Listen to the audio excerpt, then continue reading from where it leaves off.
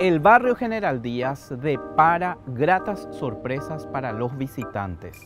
Aquí, sobre la calle Alberdi 709 y Lugano o Primera Proyectada, según el conteo de casas de mediados del siglo XX, vivía el general ruso Juan Belayev. Lo hizo hasta su muerte ocurrida en el año 1957. Donde se encuentra esta vetusta construcción era el patio de la casa, y allí se reunían sus protegidos, los Macá. Estos realizaban sus danzas rituales que alborotaban al apacible vecindario en esa época. Estamos en realidad al costado de la casa donde había vivido el general Juan Belayev. No sé si desde el principio que estuvo acá, pero sí hasta el fin de sus días. Él falleció en el año 1957. La dirección que está en los membretes de sus documentos es Alberdi 709. Ahí quizás valga la pena explicar, ahora es número 1200 y algo, pero anteriormente las cuadras tenían la numeración del 0 de 50 en 50 y ahora tiene de 100 en 100. El general Juan Belayev fue el primer ruso blanco que llegó al Paraguay. El general Belayev ya era general en el ejército imperial ruso. Y cuando la revolución bolchevique, él formó parte del ejército blanco que peleaba contra el ejército rojo.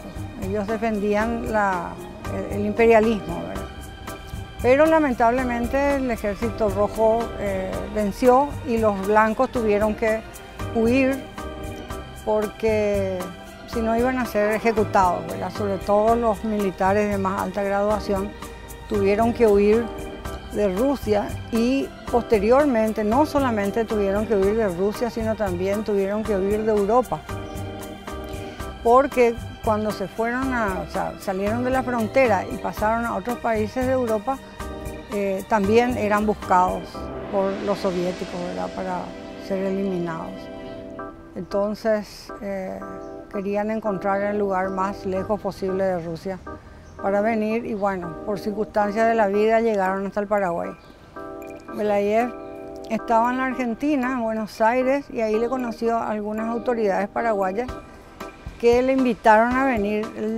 Él no estaba contento en la Argentina, entonces le invitaron a venir para enseñar fortificaciones en el colegio militar.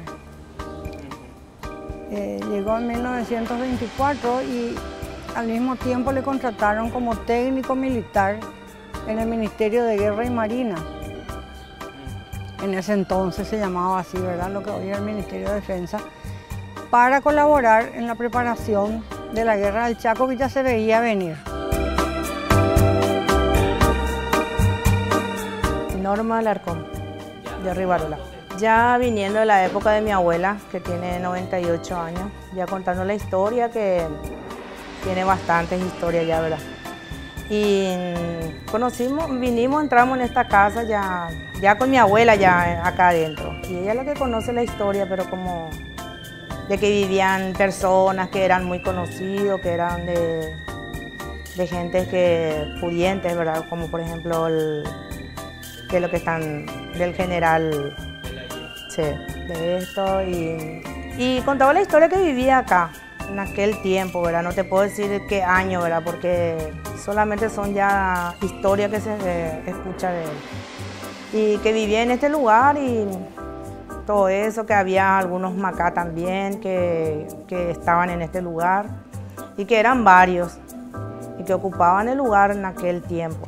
Estuve con varias gente que vinieron a hacer reportajes, por ejemplo, que vinieron de Rusia a hacer reportajes, a hacer ¿cómo te decir? Vamos a decirte bien, un recorrido por la casa para conocer bien. Y llevaron el mensaje hasta Rusia. Después de ahí escribieron un libro, creo, sobre él también. También salieron en los medios, como en los diarios y todo eso. Fueron así, ahora otra persona más y ahora ustedes. Y es una casa antigua, pero mantiene todavía, todo mantiene, vamos a decirte, a través del año, que seguimos manteniendo todavía la estructura y todo lo que posee de aquel tiempo, ¿verdad? Todo, por ejemplo. Sí, tiene varias. Tiene una terracita, patio, que ya fueron reformados, ¿verdad? Pero siguen el mismo... Las paredes son muy gruesas, sí. Sigue la antigüedad como una casa antigua, vamos a decir, mantiene. Es un patrimonio. Es un patrimonio.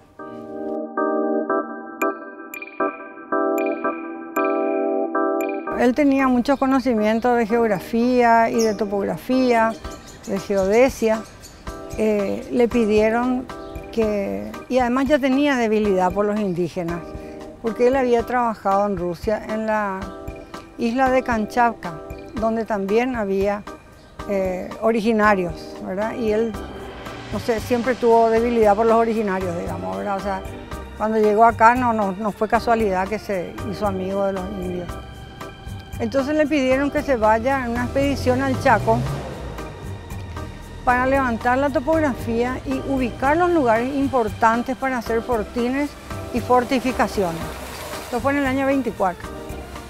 A partir de ahí él hizo 13 expediciones y la última, que fue en el año 1931, fue cuando descubrió la laguna Piriantuta, que fue un hallazgo súper importante porque era una aguada muy estratégica en ese momento, porque el Chaco, su problema justamente era la falta de agua, ¿verdad? O sea, el mayor padecimiento que tuvieron los ejércitos, tanto paraguayos como bolivianos, era la falta de agua. Entonces encontrar un lugar con una aguada tan grande y con agua tan linda, ¿verdad? Era algo realmente estratégico. En esas expediciones, él fue conociendo a las tribus indígenas, ¿verdad? Y se fue haciendo amigo de ellos. Y entonces ellos se encariñaban con él y le acompañaban como vaqueanos, ¿verdad? Y le ayudaban en las exploraciones al Chaco. Sí. Con la comunidad las comunidades indígenas con quienes más se hizo amigo fue con los Macá y con los chamacocos. Yo me imagino que primero fueron los chamacocos, porque los chamacocos están en el Alto Paraguay, que era el lugar por donde se entraba al Chaco, ¿verdad? Se iban en barco de acá hasta Puerto Casado y de ahí empezaban a entrar al Chaco. Él aprendió muy bien la lengua de ellos, lo cual le facilitó mucho también la comunicación. Y según me había dicho Chase Sardi, parece que él tenía conocimiento de magia y de malabarismo y hacía esas cosas con ellos y les iba conquistando, ¿verdad? Y según él, que el chamanismo de los indígenas, acá no sé, yo no soy antropóloga, no sé exactamente, era muy parecido al chamanismo de los originarios en Kamchatka. Entonces él tenía bases, digamos, ¿verdad?, para hablar con ellos. La casa sigue en pie y aunque ha tenido muchos agregados, mantiene elementos originales como la escalinata de acceso, pilares, techo de bovedilla y vitrales coloreados en su interior. Una escalera que lleva a la terraza ha quedado escondida entre las paredes, al igual que algunos arcos y aberturas. Sí, es mi medio de trabajo, ¿verdad? Que tengo un comedor, tengo un desayunador también y eso acá, pero siempre la gente conoce ya de hace muchísimo tiempo, ya también el ambiente ya me conocen pues en la comida, en la gastronomía, porque en la familia luego somos de ese ramo. ¿Preparas comida típica? Preparo comidas típicas, banquetes, lo que sea, lo que se presente. estamos en todo. Pero nuestro sueño fue alguna vez mantener la estructura y para una noche así, para algo nocturno, algo, vamos a decir, bien tranquilo, para unos tragos, así siempre quisimos hacer el lugar. Estamos en eso. ¿Y la casa tenía patio también? También tiene patio, tiene una pequeña, tiene dividido. Tiene divididos. Los dos tienen un lindo patio. El compartimiento, vamos a decir también que tiene los dos, tiene patio de su época. Mantiene la estructura. Y yo ya estoy hace 30 años y ya muy señorita vine, ella ya siguió antes. Ya antes siguió, ya no te puedo decir de qué año era porque después ya vinimos de familia de generación en generación, ya venimos porque ya somos 5 familias lo que estamos.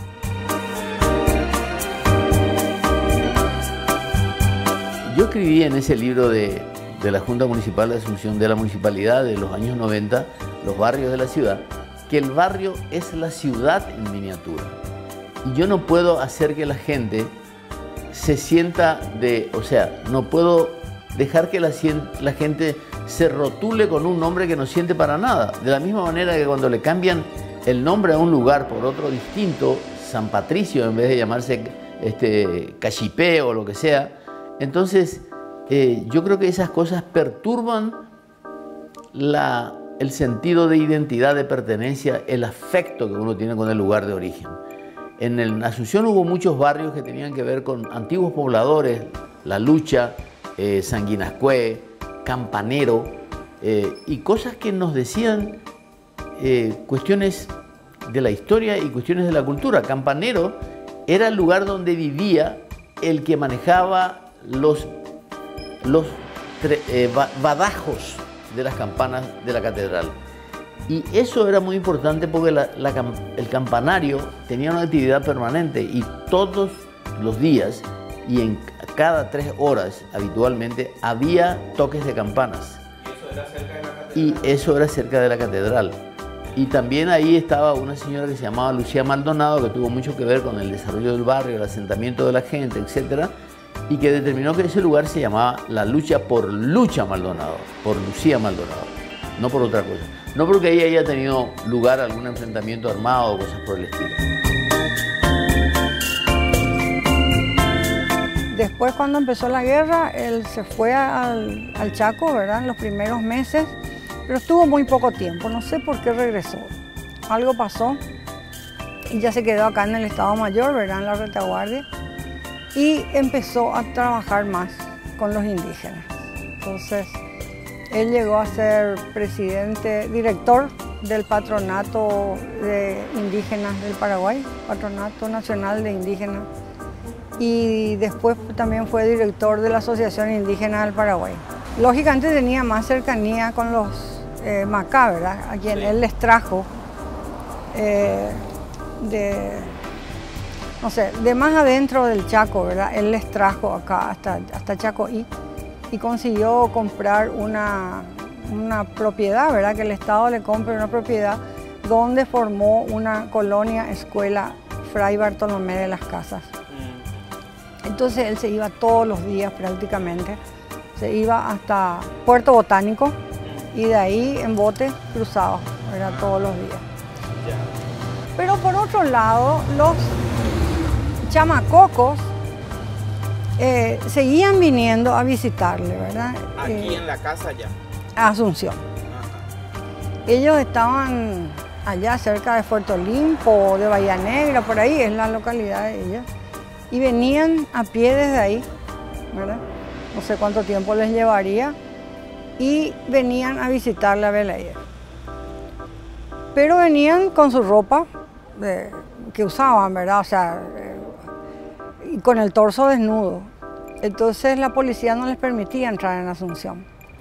Antes había que andar de traje y de sombrero, si no te llevaban preso, ¿verdad?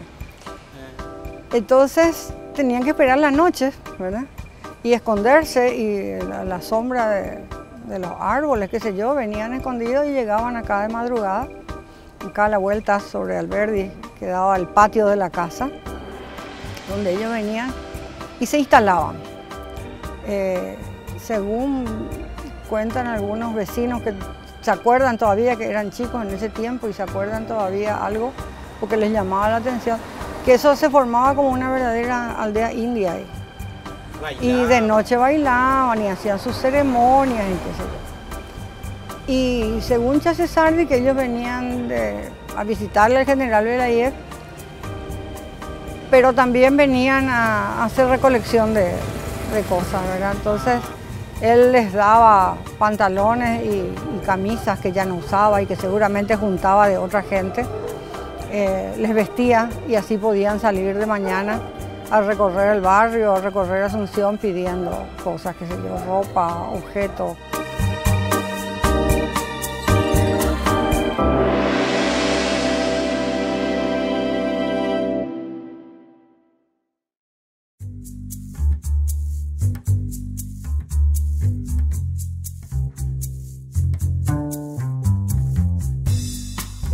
La mezcla de nacionalidades era muy importante y una de las principales peculiaridades de este barrio.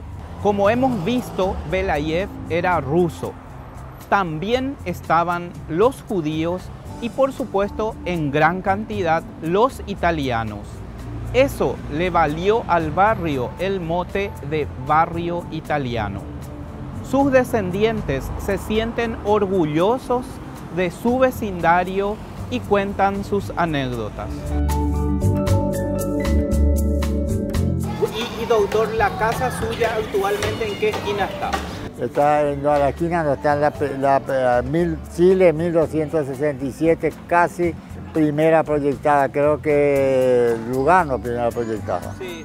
No tenía nombre ese barrio en aquel entonces porque no era barrio.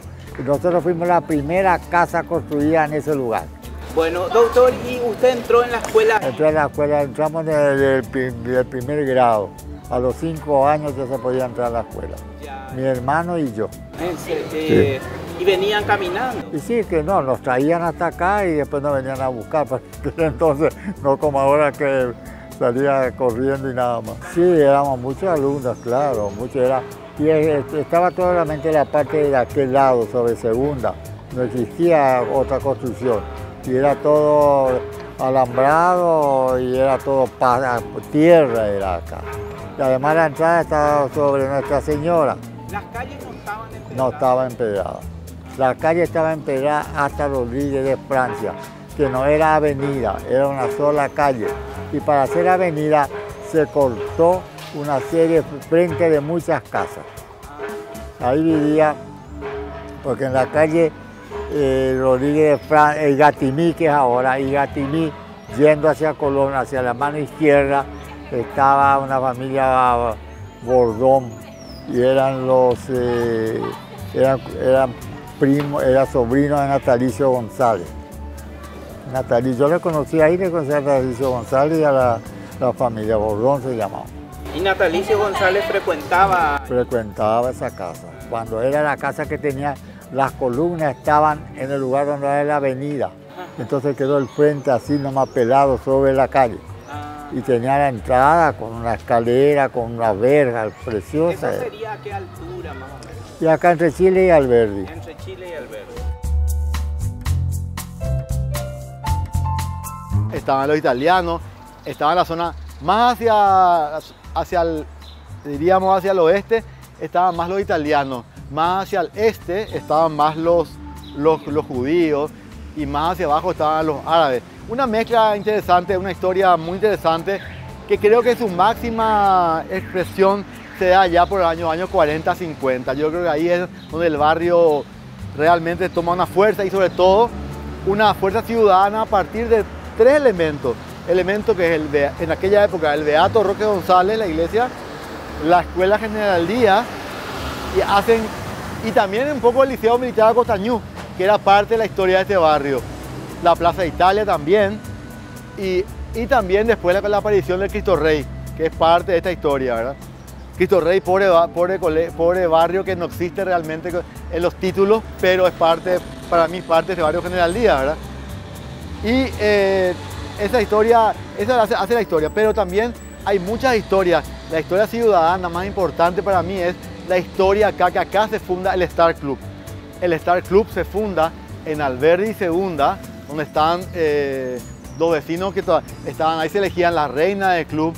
El club no tenía local, es el primer club virtual, es un club que no tenía local, donde puedo decirte el nombre de las primeras reinas, Mimita Rojas, Lali Joyce Perelló y otros nombres de las reinas. Con la plata que se juntó el club, acá en el club, en el Alberdi Segunda, junta dinero y compra el terreno y compran el terreno donde hoy día está el Star Club en el barrio San Antonio.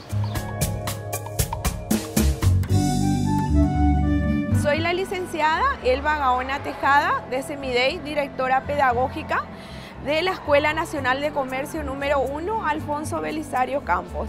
La característica principal es que somos un bachillerato técnico puro.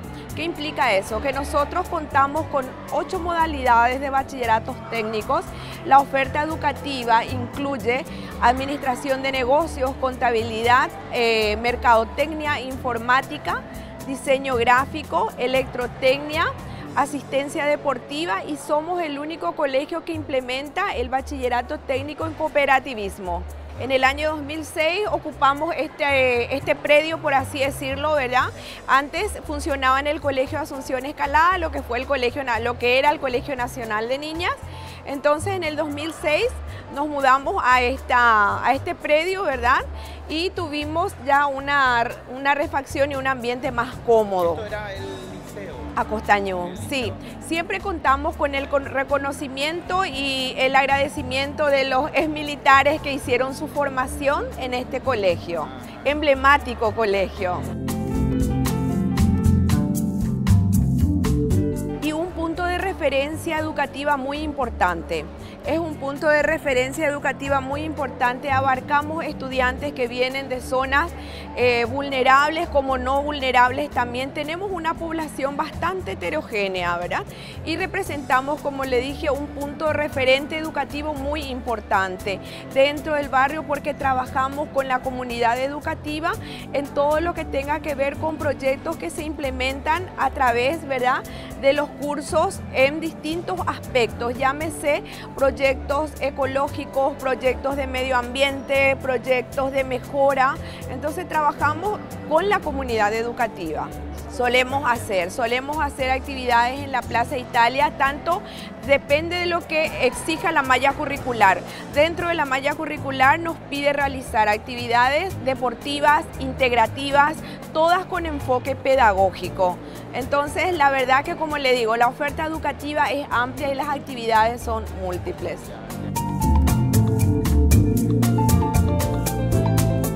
¿Y la farmacia, cómo se vendían los medicamentos? Y era, ¿Suelto? ¿Cómo era? no, con receta era con, para atender la letra de los médicos, lo que yo quería llorar.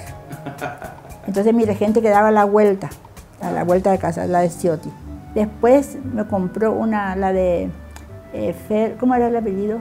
Ferri, hasta una Ferri era el apellido, casada con una Armele, uno de los Armeles, no sé cuál era. Y por intermedio de las Cabones yo le vendí la farmacia.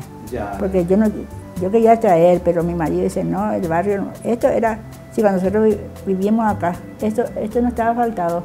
Cuando fue Rodríguez presidente se asfaltó la calle de atrás. Y hace poco, ¿Cómo se llamaba tu barrio? Y Manora. Manora. Algunos dicen Santo Domingo, ¿sabes por qué? Porque acá en la media cuadra había una capillita que era de la iglesia de Santo Domingo, ahí al costado de la iglesia. Y por eso, pero Santo Domingo no es, Manora figuran en todos los... ¿Y era un yuyal alrededor? Y vos sabés que en esta casa no había un solo árbol. Y enfrente parecía un bosque. Hasta ¿cómo se llama? Bueno, cocotero.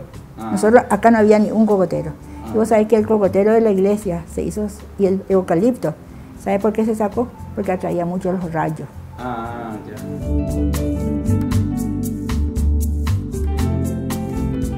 Doctor, ¿y el liceo militar siempre estuvo aquí? Siempre estuvo ahí. ¿Y ahí había muchos cadetes? No, había, sí, se llamaba Liceo Militar Acostañú. Ahí. Sí, escuchamos todo, no, pero después eso no era todo. Pero vos dijiste si ya estábamos de la revolución. Había una revolución que me recuerdo, no sé cuántos años teníamos, que vivía un poco más allá, vivía el coronel, ay, ahora lo que yo no me recuerdo, íntimos amigos eran, bueno, en el barrio no nos conocíamos todos, pues, Montanaro. Ah, Montanaro. Montanaro, sí. Que después él tuvo intervención pues, aquella vez cuando ocurrió esa Concepción, ¿cómo te referías a esa guerra, verdad? Revolución del 47. Revolución del 47. Ahí vivía Montanaro, el coronel Montanaro. Éramos todos amigos. Teníamos que meternos nosotros bajo la cama, ¿no? Y los colchones por la puerta poníamos los colchones. ¿En la época? Claro, en esa época, porque recorrían todo por ahí, uno sabía quién venía, atropellaban todo. Ya. ¿Y la iglesia que tenían cerca cuál era? Y la iglesia cerca era esta que estaba acá. Perpetuo. Perpetuo Socorro, esa fue la única, pero era prácticamente, para llegar allá era muy difícil. Y la de Cristo Rey, que era allá, que se conocía, que era la principal esa. Ya. Allá. Pero las calles tenían zanjas. Sí, no, y las calles no había. Yo te estoy hablando del 40, del 30 y pico, ahí recién después la única que tenía la calle era Cuarta y Quinta, una iba y otra venía. Después el resto eran todo tierra. Baldío. Sí, baldío y tierra, sí, tierra prácticamente. Ya.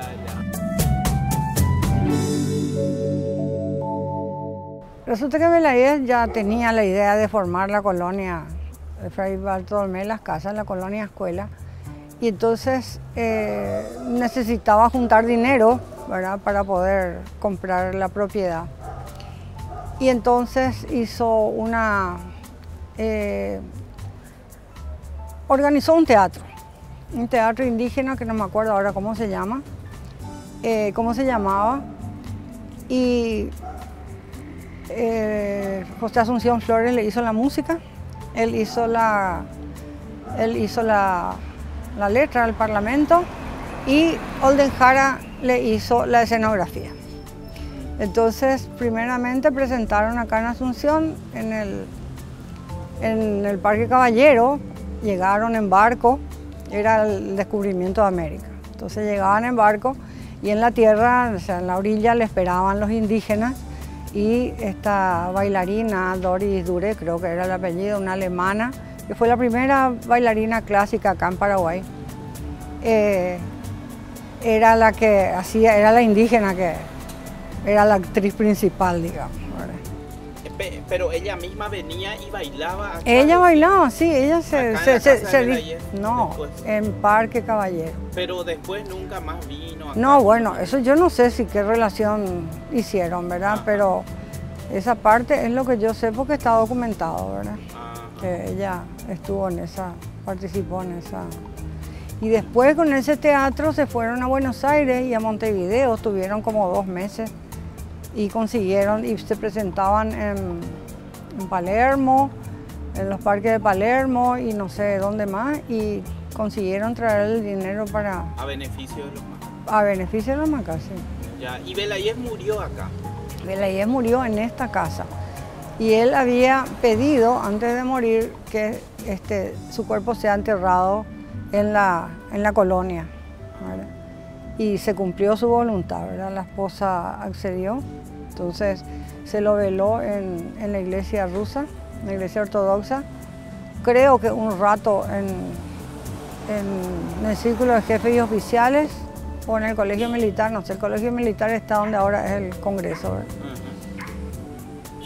Y de ahí se fueron hasta el puerto los indígenas, montaron guardia todo el tiempo que se le estuvo velando, para que no se le ocurra a nadie robarle el cuerpo, y acompañaron el féretro hasta el puerto. Ahí la Marina puso un buque, se fueron en el buque hasta donde podían llegar, cerca de Chacoí, y ahí los indígenas se acercaron con sus canoas, ¿verdad? Le cubrieron con un poncho indígena y así llegaron hasta la orilla y a pulso le llevaron hasta el lugar donde fue enterrado.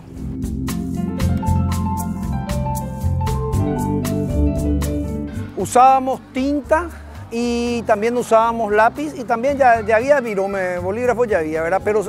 Pero también nos enseñaban y el cuaderno doble raya, que era una exigencia para la caligrafía, y se calificaba la caligrafía. O sea, una caligrafía era una materia más, ¿verdad? La caligrafía, tener linda letra o hacer linda letra.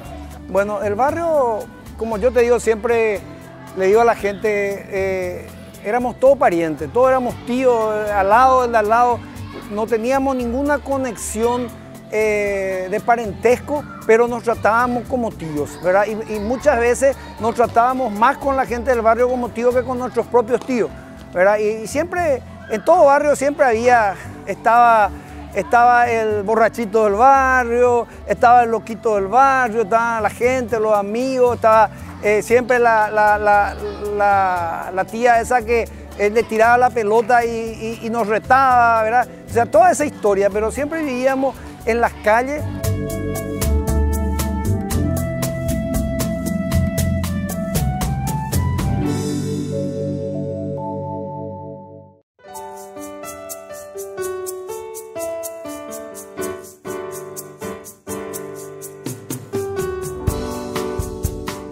El barrio es el mundo más elemental en el cual nos desenvolvemos y aprendemos a interactuar con los demás. Es lo que nos despierta ese sentido de pertenencia a un lugar. Las instituciones educativas, sociales, deportivas, las entidades públicas y hasta la despensa más modesta de un barrio marcan la vida de sus habitantes. Tal el caso del bar Don Rubén, que era frecuentado por Carlos Miguel Jiménez, que aún ya ciego caminaba hasta ese lugar para tener su traguito.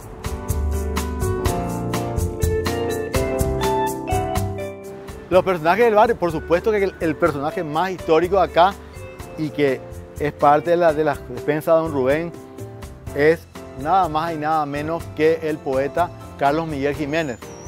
Carlos Miguel Jiménez vivía en Chile y Cuarta. Él era ciego, ¿verdad? Y le cobijaba, le ayudaba, tristemente, en la realidad el Paraguay, de los artistas paraguayos de la época, le ayudaba a Don Rubén. Don Rubén vivía Don Rubén, le daban de comer a Don Rubén. Y bueno, esa es la historia de él. Otra personaje de la historia del barrio era Justo Pucheta Ortega, que hizo muchas letras, músico, y también estaba, por supuesto, andaba por el barrio, otros que andaban por el barrio, que eran Agustín Barbosa y Verá también, porque mi mamá tenía la farmacia del barrio, era la farmacia de mi mamá, que se llamaba Farmacia Nova, que estaba en Alberdi Segunda. Mi mamá, pasaban pasaba Iberá y todos los músicos de la época, y a la mamá le maquillaba con el maquillaje de aquella época, que puedo decir el nombre, Estil, que estaba de moda en esa época. Mamá le maquillaba a Iberá y a todas esas. Pero lo que yo más que resalto, que este barrio es el barrio más parecido al centro. Es el centro lo más parecido a General Díaz y General Díaz lo más parecido al centro. Eso es lo que yo rescato más que nada de este barrio. Y esa ciudadanía, esa cosa que yo todavía viví, esa cosa de barrial, de la comida que invitaba al vecino, todos esos detalles todavía yo pude vivir todavía. Y todavía nos íbamos de acá a la famosa 4 Plaza del Centro, frente al Hotel Guaraní, a jugar. Eso hoy es impensable, ¿verdad? Nosotros nos íbamos en grupo de amigos, ¿verdad? Mi amigo, que muchos entraban en esta escuela General Díaz, nos íbamos al centro a jugar en las 4 plazas. El centro y este barrio, ese era el lugar donde nos movíamos. Y por supuesto, bueno, hablamos de Belayev, como te dije de vuelta. Belayev es yo creo, la figura central de este barrio, siendo un ruso que vivió en el barrio, en Alberdi Primera, un ruso que hizo historia en el Paraguay, que los paraguayos, como te dije, le debemos a él la cartografía del Chaco que hizo con el dibujante Juan Sorazábal, mucho antes de la guerra. le hicieron un monumento muy lindo, la verdad que no sé quién pagó ese monumento, ese no tengo, habrá sido posiblemente el ejército o los rusos, no sé quién. Evidentemente eso no era una construcción indígena, ¿verdad? Pero el cuerpo estaba enterrado bajo tierra y encima eran 4 columnas y altas, como de 3 metros, y arriba el busto del general Belayer, que tampoco no puedo saber quién hizo. Y ahora que falleció Chemey, menos puedo saber quién hizo. ¿Y desapareció todo eso? Ellos vivían en ese lugar. Y cuando vinieron las grandes inundaciones, se inundaba también ese lugar. Entonces, dice que los huesos flotaban. Entonces la gente, o sea, los indígenas juntaban los huesos y guardaban en una casa o donde sea que... Después se creó la reservación en Mariano Roca Alonso, ¿verdad? Donde vino una parte, o sea, casi todos vinieron, ¿verdad? Con el cacique, pero se quedó una familia ahí en el lugar para cuidar la tumba de Belayer, porque siempre le hacen homenaje en su cumpleaños, en su fecha de... Entonces, y seguía así, ¿verdad? Pasaba la inundación, enterraban el cuerpo. Venía otra inundación, volvía a flotar, sacaban de nuevo los huesos, guardaban, enterraban. Eso me contó Chemey, ¿verdad? Y en la última inundación que hubo, dice que ya quedaba solamente el cráneo y no sé si 1 o 2 huesos más, ya prácticamente no quedaba nada.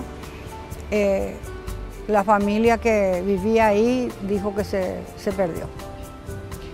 Entonces el busto trajeron acá a Mariano Roca Alonso y no sé si la estructura se quedó o no. Yo me fui hace muchísimos años, cuando todavía yo no estaba con este tema y no tenía ningún interés especial, ¿verdad? Pero me acuerdo que me fui y no sé si se habrá quedado. La verdad que me gustaría mucho ir a mirar qué es lo que hay ahora ahí. Y de parte de los indígenas también no sé si se quedó algo ahí o si ya vinieron todos hacia acá, no sé. Yo creo que tiene que hacerse... Yo tenía varios proyectos para el efecto, pero se tiene que demostrar que esa delimitación sea útil o esa identificación sea útil, que sea cara a los sentimientos de la gente. Como antes teníamos las delimitaciones parroquiales. Las primeras delimitaciones fueron las parroquiales. Parroquia de la Encarnación, Parroquia de la Catedral, Parroquia de San Roque, Parroquia de la Recoleta, Parroquia de Trinidad, Parroquia de Lambaré, etc. Que después, cuando se desarrollaron las actividades partidarias, vamos a llamarle, se convirtieron en circunscripciones electorales. Y uno sabía de qué distrito era, porque le era útil saber eso. Hoy no hay ninguna relación entre el barrio que yo vivo y las circunscripciones electorales, o los colegios electorales, o los lugares de votación, o los lugares donde yo tengo la posibilidad, o donde yo tenga la posibilidad de ir a plantear una queja para la municipalidad, por ejemplo. Porque entonces, así los barrios van a empezar a ser útiles.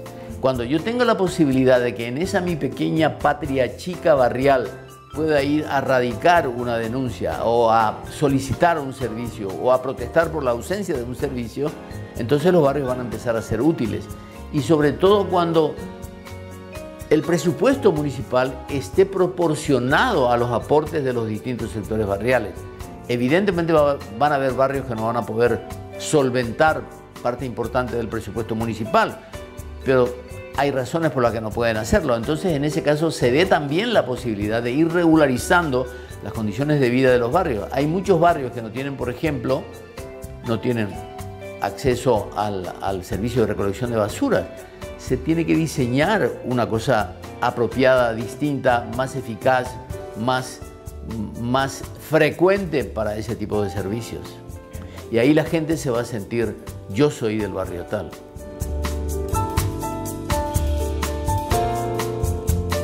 Una vez así, yo mirando la televisión, visto que estaban pidiendo sillas para la escuela, entonces ahí convoqué a algunos compañeros que teníamos contacto todavía, que no éramos muchos, y vinimos acá a hablar con la directora, y ahí empezamos a hacer este proceso, ¿verdad? Y este proceso duró 6 meses, de los cuales ya reparamos la biblioteca, hicimos ese acceso inclusivo que está ahí a la entrada, ese no había, acá hay 2 o 3 chicos que son minusválidos, ¿verdad? O con capacidad diferente, como se dice ahora. Y no había una entrada para inclusiva, entonces ahora hicimos eso y bueno, y después está el programa grande que es restaurar esto, no solamente que no se caiga, sino hacer una restauración en forma, o sea, hacer la restauración como tiene que hacerse, ¿verdad? Con todas las normas que tenga que hacerse. También esto fue arsenal de guerra, en la guerra del Chaco esto también se utilizó como arsenal de guerra, ¿verdad? Entonces también tiene un valor histórico en ese sentido acá la escuela. Ahora aquí también se tiene un busto del general Díaz. Sí, hay un busto que tiene mucho tiempo, está hecho por Pallarolo, que era uno de los escultores y artistas más conocidos en la época. Y bueno, estamos orgullosos de tener eso y estamos orgullosos de que eso pueda seguir estando, porque realmente eso tiene hoy en día ya un valor bastante importante, ¿verdad?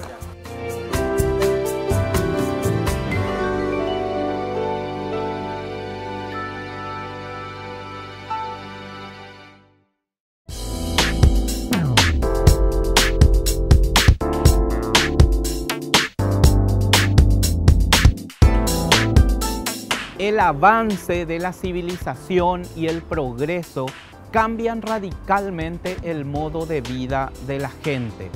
Sin embargo, se mantiene en esencia el sentido barrial, la amistad, la solidaridad entre los habitantes. Y por supuesto, la nostalgia y los recuerdos perduran para siempre. No sé, ahora no escucho, pero siempre se criticó el hecho de que los macá, todo lo que vos le pedís te cobran, ¿verdad? O sea, te querés sacar una foto, te cobran, querés que bailen, te cobran, querés que te expliquen alguna cosa y todo tiene precio, ¿verdad? Y eso, por ejemplo, me había contado Chase Sardi, que eso fue en una época, ¿verdad? Era una corriente que había entre los indigenistas extranjeros, ¿verdad? Internacionales, ¿verdad? Y él tenía contacto con todos los indigenistas de todos los lugares de América, que era una corriente donde decían que los indígenas debían preservar sus tradiciones, ¿verdad? Pero que también sus tradiciones le tenían que servir para vivir. Entonces, vender a los turistas eso, ¿verdad? O sea, sacar plata de esas tradiciones. Y después llegué a leer otro artículo que también tengo guardado, creo que era de Chase Sardi, una cosa así, donde él dice que en realidad que los indígenas, que por más que están acá enfrente de Asunción, ¿verdad? Son los que más conservan sus tradiciones, ¿verdad? Por más que aparezcan aculturados, lo que sea, cuando vienen acá, ellos son los que más, una de las parcialidades que más mantienen sus tradiciones.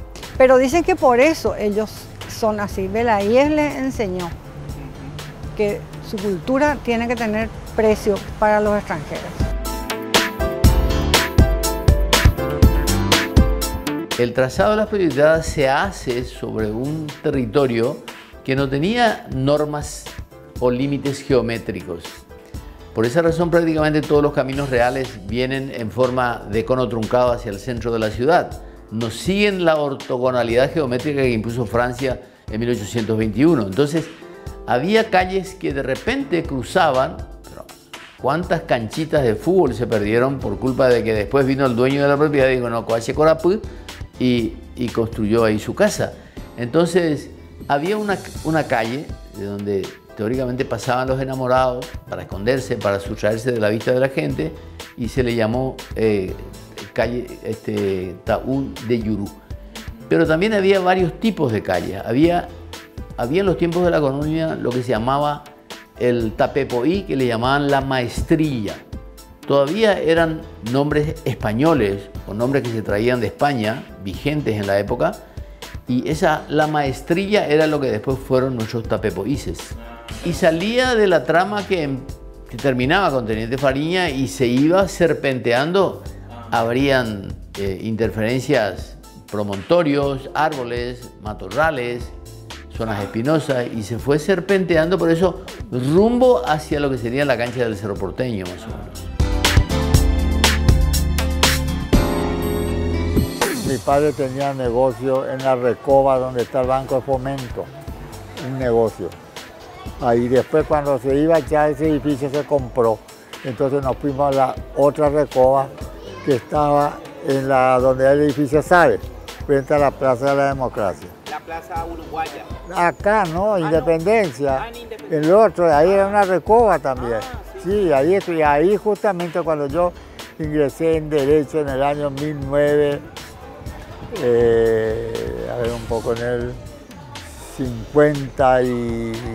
51, ingresé, todavía teníamos el negocio de la Recoba ahí, en el 51.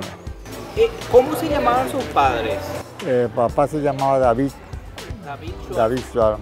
¿Y su madre? Clara, díselo Villa Clara por mi casa. Clara Ciceles. Ah, sí, Clara Ciceles. Ya, ¿ellos eran inmigrantes? No, mi padre era ruso. Vino de Rusia a la Argentina a los 4 años. Y después de venir a la Argentina vinieron 10 hermanos en total, con el padre y la madre. Y entonces fueron a la Argentina.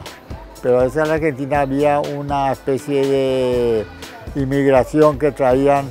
En la Argentina existía un paisano, pues somos judíos nosotros, un paisano que me voy a recordar el nombre, que traía a la gente que quería venir de Europa porque ellos salieron de Rusia. Mi padre salió de Rusia con 10 hermanos, la madre, el padre y 10 hermanos. Vinieron en barco, bajaron a la Argentina y ahí llegaron de la Argentina, se fueron a Entre Ríos. Y en Entre Ríos esa gente le dio un terreno y tenía una estancia tenía ahí. Entonces quedaron ahí, pero después, cuando ya se hicieron grandes, ellos ya prácticamente ya tenían educación, ya era distinto. Entonces, un primer tío mío, el mayor de todos, se llamaba Luis Suarman, que es el abuelo de Humberto Rubín. El abuelo de Humberto Rubín, él tenía una caramelería en la calle Caballero y Piribeí, casi Piribeí, se la llama La Moderna. La Moderna, que esa es la primera que hizo los caramelos deporte, que vos jugabas balita, vos no, pero... los culturales. No, deporte era. ¿Y ellos por qué? Porque resulta que mi abuelo en Rusia tenía una fábrica de caramelos y de ahí vinieron y se instaló el hijo.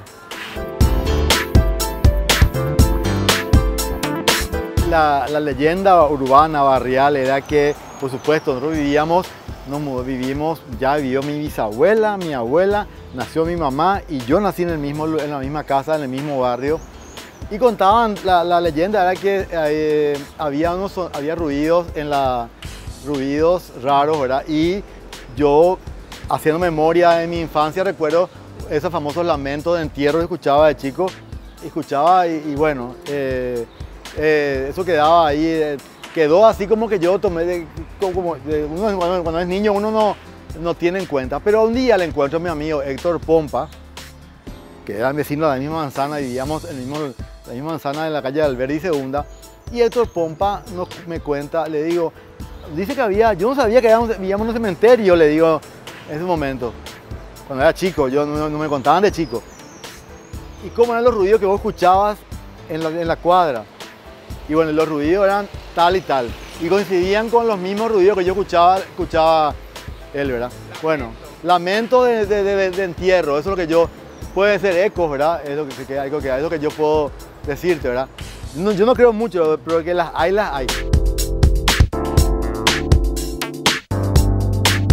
Había de todo. En un lugar, en la calle Independencia Nacional, casi primera, estaba el almacén Los Cuatro Vientos, porque los italianos ofrecían leche fresca recién ordeñada, tenían sus vacas en los patios, tenían canchas de bochas y otros servicios adicionales de comida, de asistencia, de servicios. Entonces ellos trataban de hacerse de todos los... No había despensa en cada esquina, por lo tanto un local tenía que tener la posibilidad de ofrecer una serie de servicios. De hecho, hay una definición muy precisa de lo que eran las casas antiguas y decía que las casas de antes eran pequeños enclaves industriales domésticos, porque en la casa se hacía de todo. Se cosía, se surcía, se hacía la ropa, a veces se tejía el algodón para los hilos, a veces tenían los usos para el tejido correspondiente, se hacían los encurtidos, se ordeñaba la leche, se hacían los quesos, la manteca, etcétera, etcétera.